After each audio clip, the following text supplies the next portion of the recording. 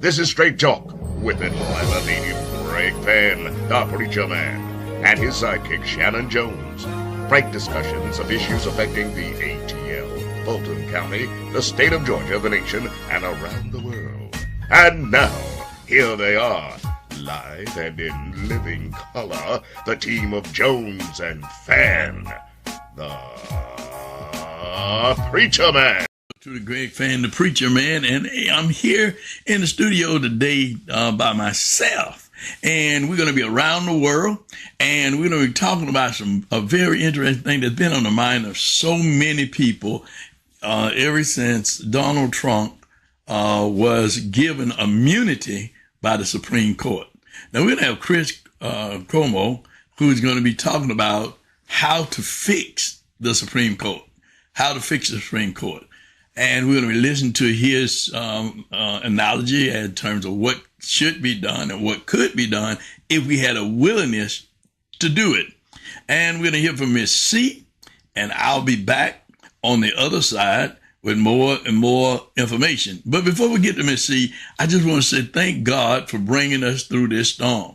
There's been so many people who were devastated because of the storm. Lives were lost, but God spared our life, and he spared us to give us another opportunity to do what's right. So it's an election that's coming up, starting October 15th, early voting. Election day is November the 5th, October 15th, early voting. November the 5th is the actual election day. There will be Sunday voting on the 20th, and there will be Saturday voting on, I believe it is 26th. But keep those dates in mind, so that you can go to the polls and do vote. If you have not registered to vote, you have until October the 7th to do that. October the 7th to register to vote, okay? And it's important that we do. But again, thank God for bringing us through this storm. The news and the things they were saying, it was going to be so devastating. And that it was going to come straight through Atlanta and the surrounding areas, and how it was going to tear up a lot of things that we saw on the news, what it was doing in other parts, down in Florida and other parts. But thank God that we did not experience the devastation that others did. But we pray for those who lost their lives, who lost properties. And we pray for their loved ones. And so with that being said, don't forget to like us, don't forget to subscribe, don't forget to make comments, and don't forget to share.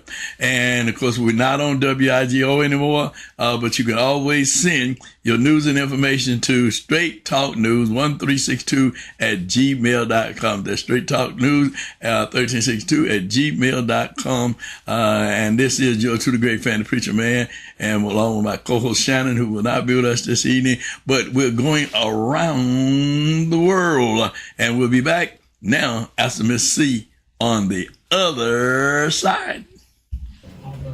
Hi, Miss C here with your 3-minute news blast or more. Let me get this TV. I forgot. Anyway, hey, Bishop Greg. Hey, Pastor Shanan. Hope y'all doing well.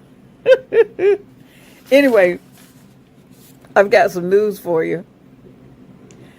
The pastor, Reverend Richard B. Hayes, and Salem Missionary Baptist Church at 4700 Church Street in Lilburn, they're inviting you to their 190th church anniversary.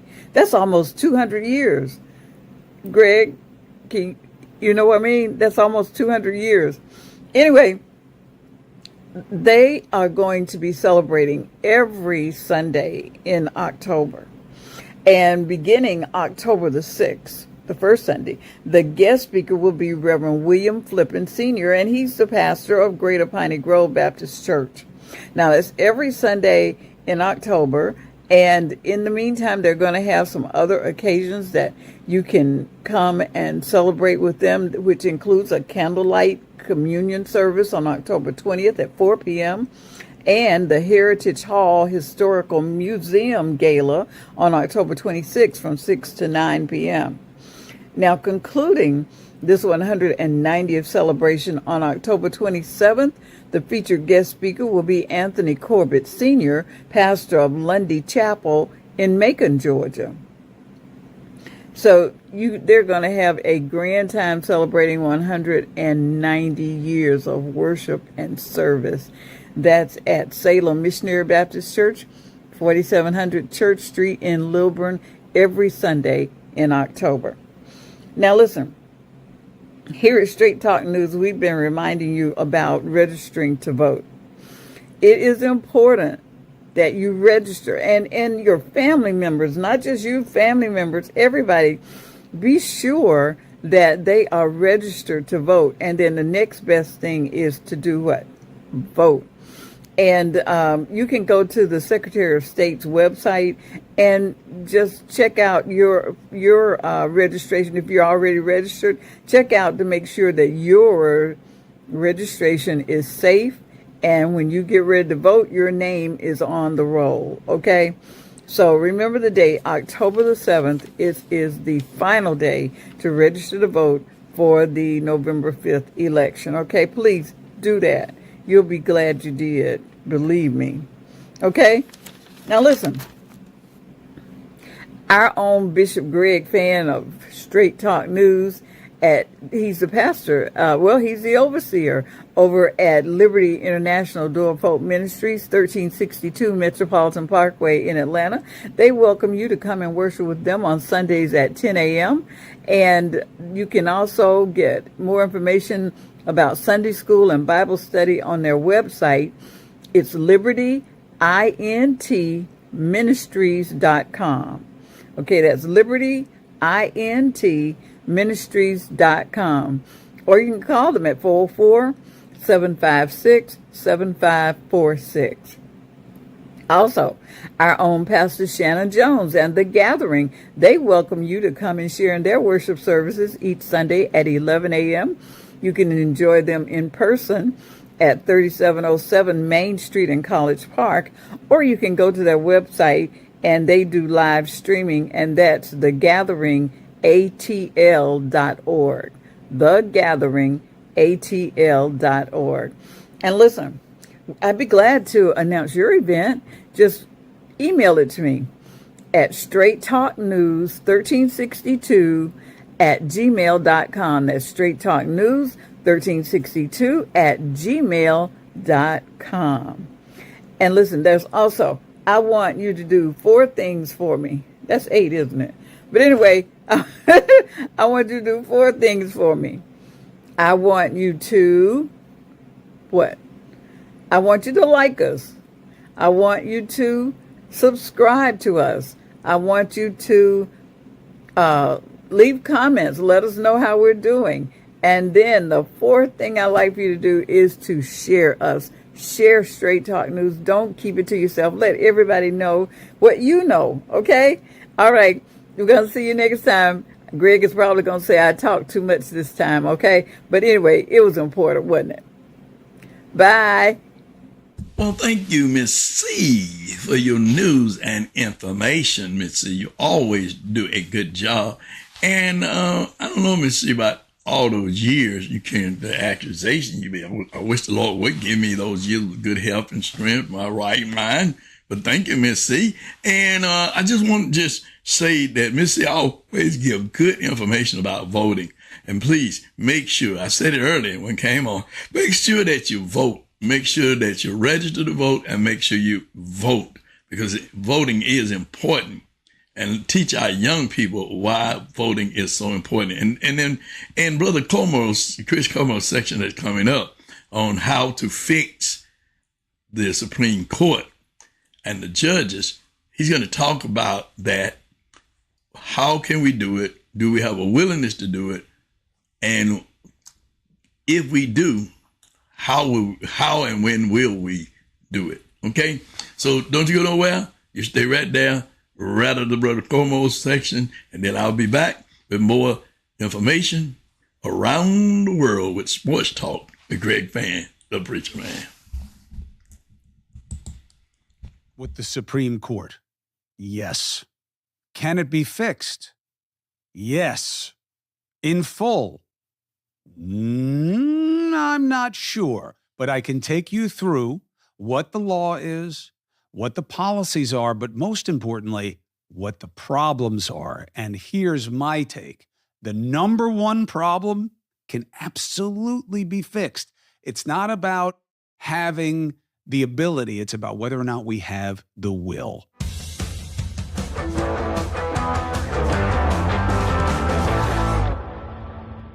I'm Chris Cuomo. Thank you for joining me for another episode of the Chris Cuomo Project, where I'm breaking down some of the sticky stuff that's troubling us in our society. Appreciate you following, subscribing, being a critical thinker, being a free agent, wearing your independence by getting your merch, but also by getting away from the parties. Because if you're going to be a critical thinker, you can't just be a pack animal and a lemming that just follows people because that's your team, okay?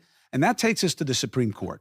We have several obvious issues, okay, in no particular order. But I'll put the one that matters to me last. One, they can be there forever. Two, they don't have to tell us enough about what conflicts and financial arrangements that they have. And three, there is this fugazi fallacy that they are above politics and never have to give any indication of how they feel about anything, even when confronting the Senate body that is supposed to give advise and consent to the president's nominee choice. How do they do that when they don't know a damn thing about the people? Now, the real answer to that last point is they do know. And they know what they want and they know what they like, and both sides play this game, which is why we see it play out the same way every time somebody new is selected, so much so that when these men and women get on the court, they vote with the party's interests that put them there so often that when they don't, you know them by name. Now, here's what we know. SCOTUS is an easy legal walk for you, okay? You just Google Article 3, Section 1. Now, it's very interesting. The Constitution only creates in and of itself the Supreme Court. Did you know that? The Constitution gives Congress the ability to create all lower courts. It's interesting. Why does the president get to nominate and they're fundamentally select a Supreme Court judge? Why wouldn't that have been left to the body? Hamilton made a very interesting case in the Articles of Confederation. One man's perspective is better than a body's, because of the varied interests. You know, it reminds me of the joke, what is a zebra? A horse made by committee. So Hamilton believed that it was better to have the fruit of one mind, but you got to question that. Really, with something as important as a Supreme Court justice. Now, another point, why are there only 9? That's not in the Constitution. So there is an ability to control. Where'd that come from? Well, just like FDR spooked Congress, really both houses, with wanting to limit how many terms a president could have, as he went for 4. He also tried to pack the court, which also spooked his own party. So they were able to put a restriction in place. Now, remember this.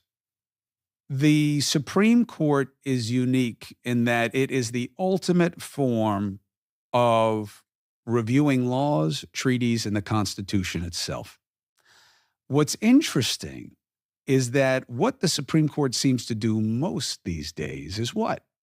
Review the constitutionality, or what they call constitutional questions that arise in legislation. Now, interestingly, that is not an enumerated power in the Constitution. That was given by judicial decision by the Supreme Court itself in 1803, and of course, the very famous case of Marbury versus Madison that gave us the principle of judicial review. Isn't that interesting? That what they seem to do most often, they were not given the power to do in the Constitution itself. Now, the process is that the president nominates somebody, okay? Most often that's done from a list that his staff gives him of who their party likes. Okay, that's just the truth. And whether on the left, they're trying to pick diversity candidates, or on the right, they want to get back to people who are going to be very conservative, right? Unless they want an expansive reading to meet their politics. And we saw that with Scalia expanding our understanding of the Second Amendment. And people can just, no, that's not true. No, he didn't. He took us back to the reading of the Constitution. No, he didn't. There had never been a judicial reckoning by the Supreme Court vis-a-vis the Second Amendment that found an individual right, meaning that each of us gets to exercise what happens in the Second Amendment until that case, okay? That's just a fact. Small businessmen, lone wolves. We got to find efficiencies. That's why I believe in Indeed.com. We got too much stuff to do to be hopping from site to site and interacting in different ways at different times. Indeed.com allows you to attract and interview and vet and hire all in the same place. And right now, because they want to hook me up because they're trying to help my business, you get a $75 credit if you go to Indeed.com/Chris C. And it'll be a boost to your hiring that you do on the site. 3 million businesses use Indeed.com. So obviously, they're doing something right. And what they're doing is they're creating efficiencies for small businesses. So we got too much coming at us, too much to do, even if it's just water and flowers like I'm doing now. Indeed.com/Chris C. Get your $75 credit. They'll help you along. It's the right way to do it. Now, here's my beef. President nominates. The Senate has the constitutional authority to give advice and consent. What does that mean? To vet. And they, through their own rules, have turned the vetting into a voting, okay? So now it's two-layered. You got to get through committee, which has partisan numbers, right? And then you go to a simple majority vote of the entire Senate body. There's nothing in there about qualifications, meaning that a president could nominate you to be a Supreme Court justice. You don't have to have any experience. Just saying. Why? Because it was assumed that he would pick the right people. I mean, that's just the way it was. Now, here's my problem with this process. Advise and consent. Meaning what? They've created a culture where they don't require these men and women to say anything about their politics. They've adopted something that sounds like legal reasoning, but it isn't. It's just convenience. Oh, I'm sorry, I can't talk to you about my feelings about reproductive rights or about abortion. I'd have to see the case. That's bullshit, okay? When you are somebody who is a diehard Catholic, who belongs to multiple organizations, one specifically that does nothing but advocate for what is seen as pro-life positions, why can't Amy Coney Barrett talk to you about that? Why can't, anyone on the left talk to you about that and what their politics are? Oh, because they're just going to forget that when they go there up on the bench? Really? Again, then why do these men and women vote with the interest of the party that put them in there so often that you know them by name when they don't? Why? Oh, well, because you're confusing. There's a distinction here that makes a difference, which is it's just that if you have an expansive view of the Constitution, then you find ways that the Democrats like. And if you have a conservative way, then you find the way that the Republicans like. No, not always.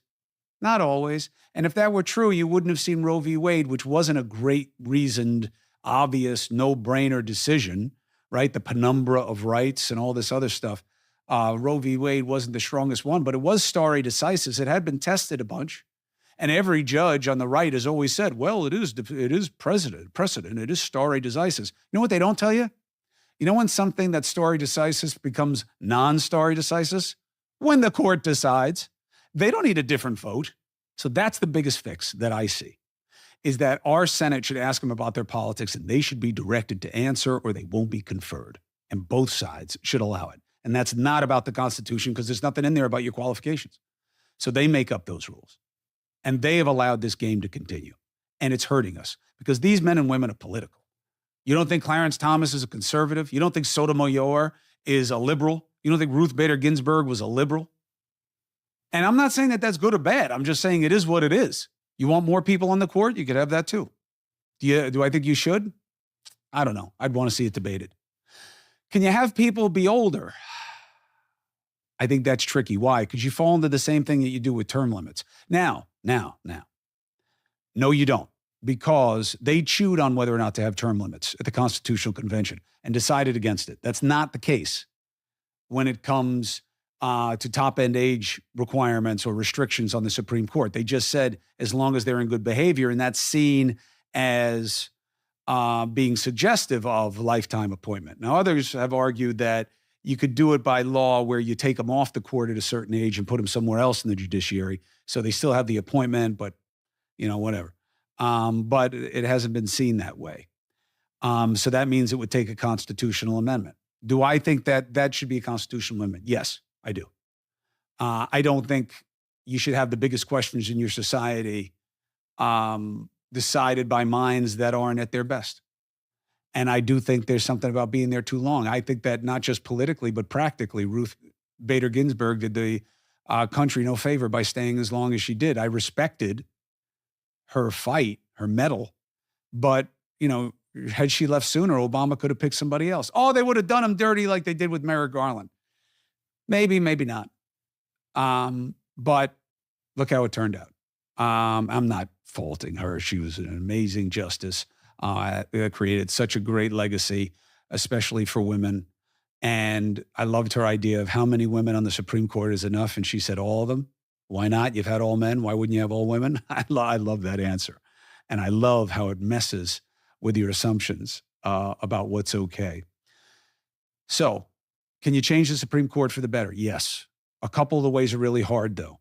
Why? You'd need a constitutional amendment, or you'd need a big legal fix to expand it. But two of the changes you could do are political, and one's already happened, and one could really happen easily. One is have these people talk about their politics when you vet them.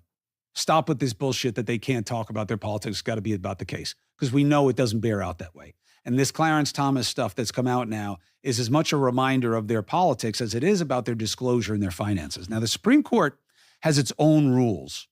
Justice Roberts has said, oh, yeah, we're going to look at those and make it more transparent. First of all, what does it tell you that the Supreme Court had these cryptic rules about their disclosure? I'm telling you, power is an immutable aim, okay?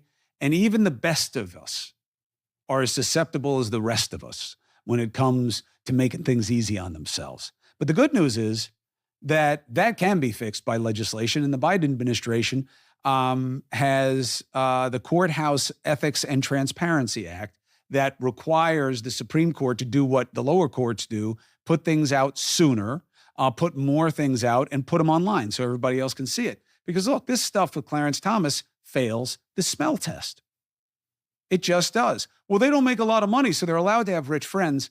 Again, it's the semblance of impropriety. If you know that I have a big rich friend that pays for a lot of my stuff, you don't think that I have a conflict when I'm dealing with that guy? Oh, but they're not covering the person directly.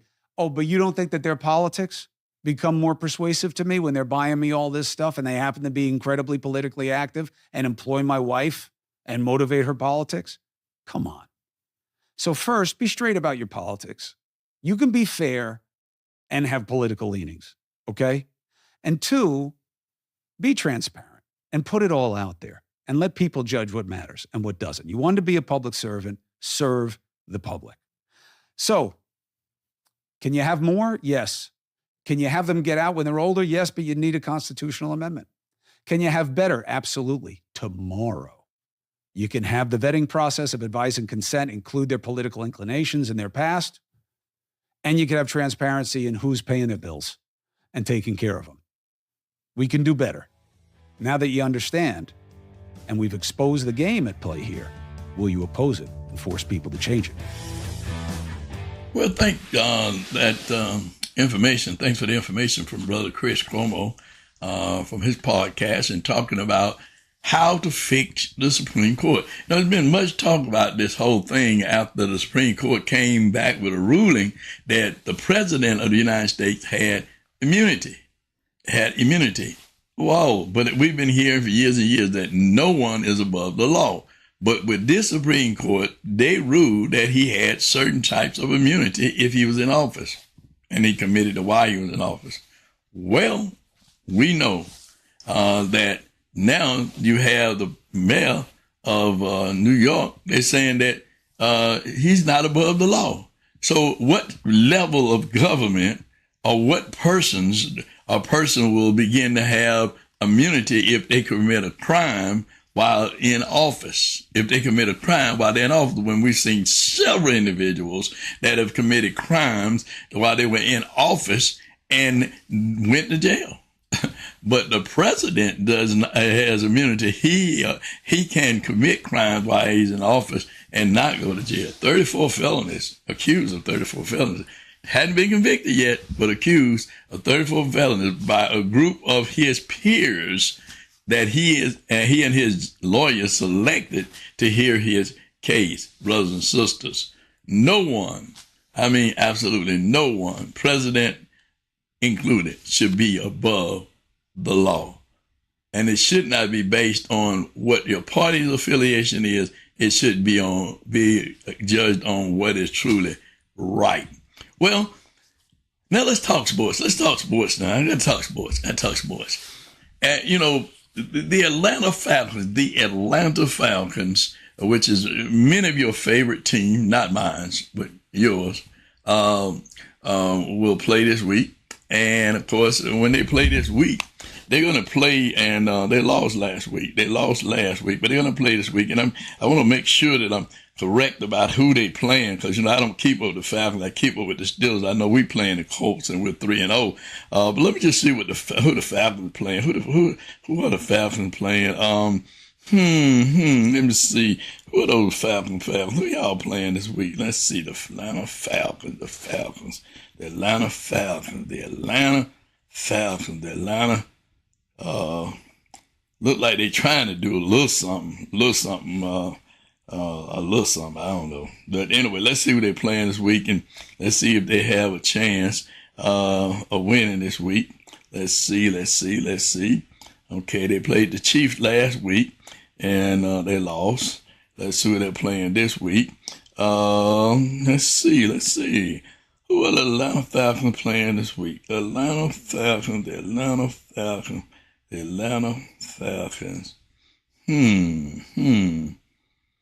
Oh, the Aints. They playing the New Orleans Aints this week. Oh man, boy, y'all gonna have a rough game this week, because the New Orleans got a team. They've been winning. So for you Falcons fans, for you Dirty Bird fans, boy, y'all better be prayed up, because y'all gonna go up against a whip this week. Lord have mercy.